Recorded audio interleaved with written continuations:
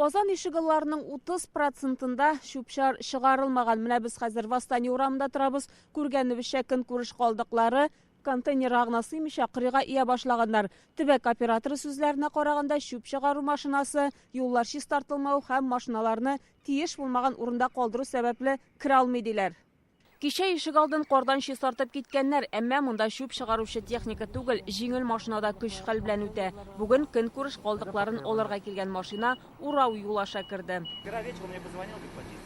Төбәк операторы шүпшар чыгару буенча тоткарлык булачагы турында халыкка алдан игълан иткән. Бер ара чыгарылмыйча торса да, аның өчен акча алыначак. Казан шәһәрендә 10 баллы безнең пробкалар дип әйтә шулай бит. Безнең менә элек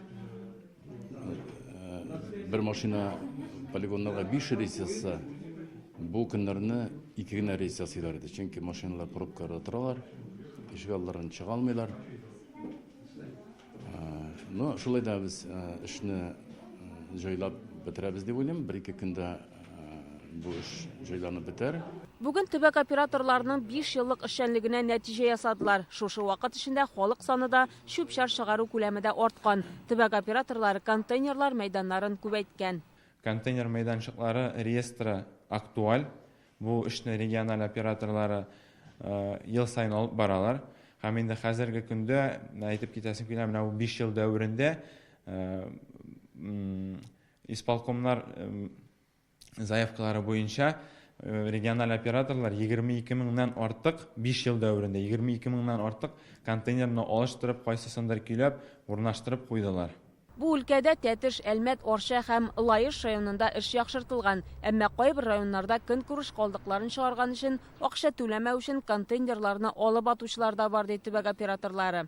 Зимний горка поселка 2 тапкырында контейнер площадка ясау буенча попытка ясадылар.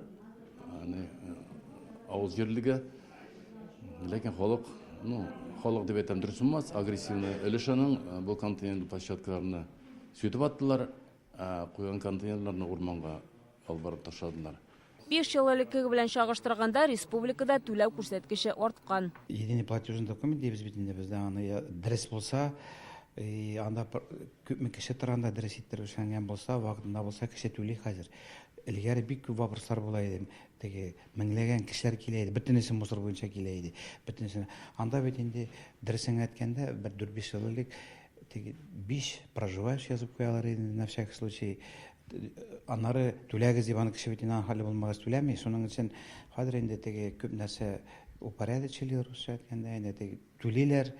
Аны бит әйттек инде берсендә 99%, гриндада ПЖКХда 97%. Штаб утырышында монополияга каршы көрәш федераль хезмәтенең Татарстандагы идарәсе җитәкчелеге катнашты. Алар 2009 елдан Гринтага 5 кисәтү ясаган. ПЖКХга карата 11 җинаять ачылган, 9 кисәтү җибәргәннәр. 2023 елда контейнерлар мәйданнары булмаган авылларда яшәүчеләргә дә түләү кәгазе җибәрелгән.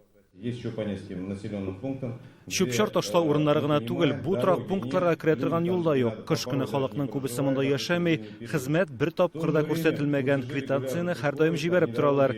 Бу төбәк операторының җавапсызлыгы. Әлбәттә, без мондай мөрәҗәгатьләрне күз уңыннан җибәрмибез.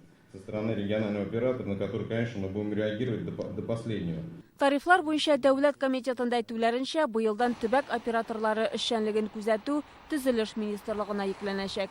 Шулпан Касыймова, Данил Филатов, Яңа гасыр каналы.